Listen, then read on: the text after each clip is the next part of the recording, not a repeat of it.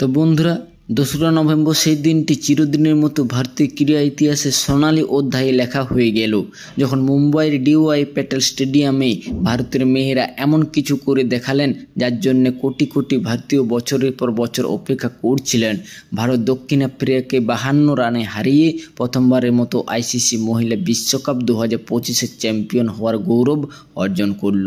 এই জয় শুধুমাত্র একটি ট্রফি নয়, এটি সে প্রতিটি স্বপ্নের জয় যা দেশের গলি মহল্লা থেকে শুরু করে বিশ্বমঞ্চে পৌঁছে গেছে। এই ঐতিহাসিক জয়ের পর মহিলা ক্রিকেটারদের উপর যেন পুরস্কারের বৃষ্টি নেমে এলো। কোটি কোটি টাকার পুরস্কার থেকে শুরু করে বড় বড় সরকারি চাকরির ঘোষণা পর্যন্ত, কেন্দ্র সরকার থেকে শুরু করে রাজ্য সরকার সবাই পুরস্কারের ঘোষণা দিয়েছে। অনেক খেলোয়াড়কে DSP পদে নিয়োগ করা হয়েছে। এমনকি BCCI ও ICC এর ভারতীয় দলের জন্য কোটি টাকার পুরস্কার ঘোষণা করেছে। ভারতের এই অসাধারণ কৃতিত্বে পাকিস্তানের প্রাক্তন তারকা ক্রিকেটার শাহিদ আফ্রিদি, ইনজামান উল হক, ওয়াসিম আকরাম ও শোয়েব আখতার ভারতীয় মেয়েদের প্রশংসা পঞ্চমুখ হয়েছেন এবং এমন সব কথা বলেছেন যা শুনে 140 কোটি ভারতীয়দের হৃদয় গলে যাবে। তাহলে বন্ধুরা, চলুন জেনে নেওয়া যাক পাকিস্তানের এই কিংবদন্তিরা ভারতীয় দলের এই অর্জন নিয়ে ঠিক কী বলেছেন। বিস্তারিত বক্তব্য আপনাদের দেখাবই, তবে তার আগে ভিডিওটি শেষ পর্যন্ত দেখবেন। ভালো লাগলে একটি লাইক করবেন এবং চ্যানেলে নতুন হয়ে থাকলে চ্যানেলটি সাবস্ক্রাইব করে পাশে বেল আইকনটি অন করে দেবেন। 2রা নভেম্বর মুম্বাইয়ের DI প্যাটেল স্টেডিয়ামে দক্ষিণ আফ্রিকার অধিনায়ক লরা ভল্টাস টস জিতে প্রথমে বল করার সিদ্ধান্ত নেন, কিন্তু তার এই সিদ্ধান্ত পরে তাদের জন্য বিপর্যয়ের কারণ হয়ে দাঁড়ায়। ভারতের ওপেনিং জুটি স্মৃতি মান্দানা ও শেফালি ভার্মা দুর্দান্ত শুরু এনে দেন। শেফালি মাত্র 78 বলে 87 রানের বিস্ফোরক ইনিংস খেলেন, যাতে ছিল 7টি 4 ও 2টি ছক্কা। স্মৃতি মান্দানা 45 রান করে চমৎকার জুটি গড়েন। এরপর মাঠে নামেন দীপ্তি শর্মা, যিনি 58 বলে 58 রানের দায়িত্বশীল ইনিংস খেলে ভারতের ইনিংসকে স্থিরিত দেন।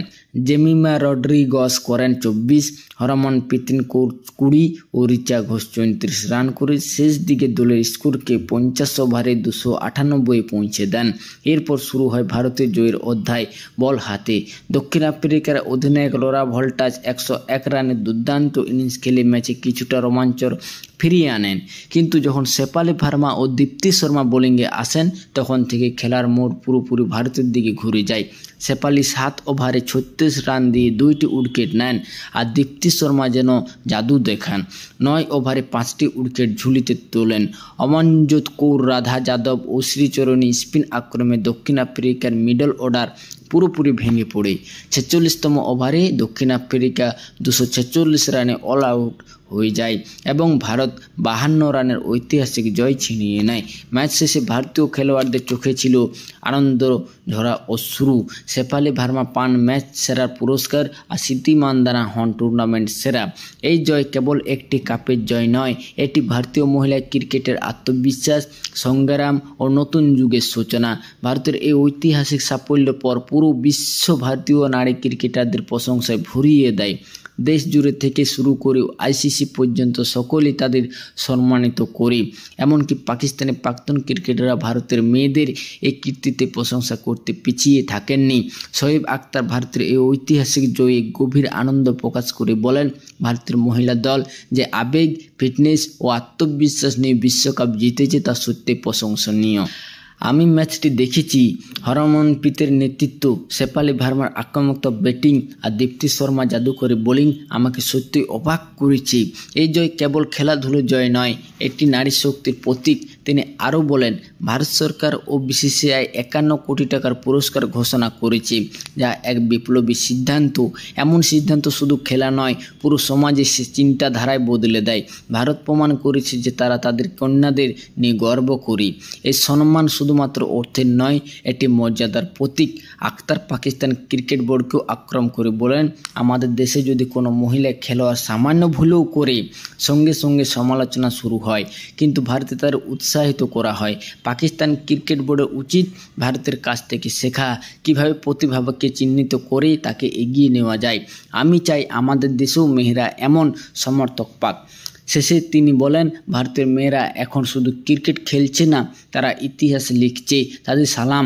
পাকিস্তানের প্রাক্তন অধিনায়ক ইনজামান উল হক বলেন, ভারতের এই জয় কেবল ক্রিকেটের নয়, এটি সেই মানসিকতার জয় যা মেয়েদের সমান সুযোগ দিয়েছে। যখন আমি দেখলাম ভারত সরকার ও বিসিসিআই 51 কোটি টাকার পুরস্কারের ঘোষণা দিয়েছে, তখন আমার সত্যি গর্ব হলো। আমি পাকিস্তানে হলেও এমন উদ্যোগ যে কোনো মাথা উঁচু করে দেয়। ভারতীয় ক্রিকেট এখন কেবল মাঠে সীমাবদ্ধ নয়, এটি সমাজ পরিবর্তনের এক অনন্য দৃষ্টান্ত। হরমনপ্রীত কৌর যে শান্ত মস্তিষ্ক এবং নেতৃত্ব গুণের সঙ্গে দলকে সামলেছেন তা কোনো পুরুষ অধিনায়কের চেয়ে কম নয়। তার সাহস ও ধৈর্য পুরো দলকে এক নতুন দিক দিয়েছে।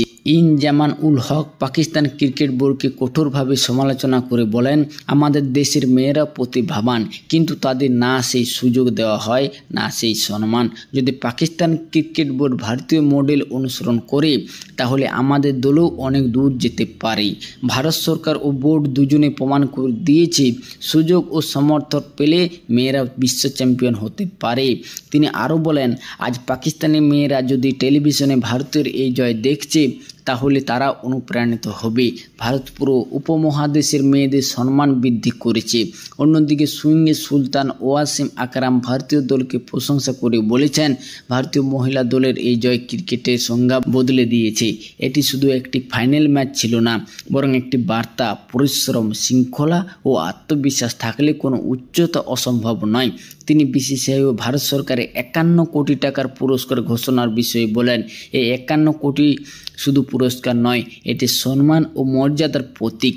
আমার মনে পড়ে না কোনো দেশ তার মহিলা দলকে এত বড় অঙ্কের পুরস্কার দিয়েছে। এই সিদ্ধান্তের মাধ্যমে ভারত প্রমাণ করেছে যে তারা শুধু মাঠেই নয়, চিন্তা ভাবনাতেও বড় দেশ। ওয়াসিম আকরাম আরও বলেন, শেফালি ভার্মা ও দীপ্তি শর্মার মতো খেলোয়াড়দের দেখে মনে হয় ভারতীয় ক্রিকেটে ভবিষ্যৎ অত্যন্ত উজ্জ্বল। তারা আত্মবিশ্বাসে ভরপুর খেলে এবং কোনো প্রতিপক্ষকে ভয় পায় না। পাকিস্তান ক্রিকেট বোর্ডের উচিত ভারতের কাছ থেকে শেখা। ওখানে প্রতিটি স্তরে একটি গঠন, একটি পরিকল্পনা এবং সবচেয়ে বড় জিনিস হলো বিশ্বাস আছে। পাকিস্তানকে তার মেয়েদের বোঝাতে হবে যে তারা দেশের ছেলেদের মতোই গুরুত্বপূর্ণ। শেষে আকরাম বলেন, আজ ভারতীয় মেয়েরা শুধু বিশ্ব চ্যাম্পিয়ন হয়নি, তারা পুরো বিশ্বের শ্রদ্ধা অর্জন করেছে। সবসময় ভারতের বিরুদ্ধে বিষোদ্গার করা প্রাক্তন পাকিস্তানি ক্রিকেটার শাহিদ আফ্রিদি এবারও খোলামেলা স্পষ্টভাবে বলেন, আজ স্বীকার করতে আমার কোনো দ্বিধা নেই যে ভারতের মহিলা দলই বিশ্বের সেরা দল। তারা যে আত্মবিশ্বাস দেখিয়েছে তা আমাদের পুরুষ ক্রিকেটারদের জন্য অনুপ্রেরণা। আফ্রিদি আরও বলেন, ভারত সরকার ও বিসিসিআই যে 51 কোটি টাকার পুরস্কার ঘোষণা করেছে তা প্রমাণ করে সেখানে খেলোয়াড়দের যথাযথ মূল্যায়ন করা হয়। আমি আনন্দিত যে ভারতের মেয়েরা সেই সম্মান পাচ্ছে যার তারা প্রকৃতির দাবিদার।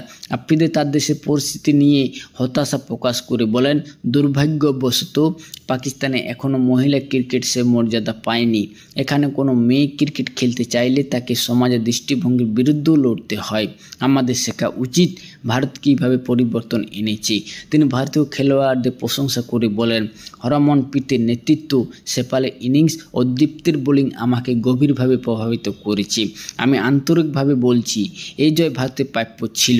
শেষে তিনি বলেন, ভারতীয় মেয়েরা পুরো বিশ্বকে একটি বার্তা দিয়েছে, যদি সাহস ও বিশ্বাস সত্য হয় তাহলে কোনো সীমা বাধা হতে পারে না।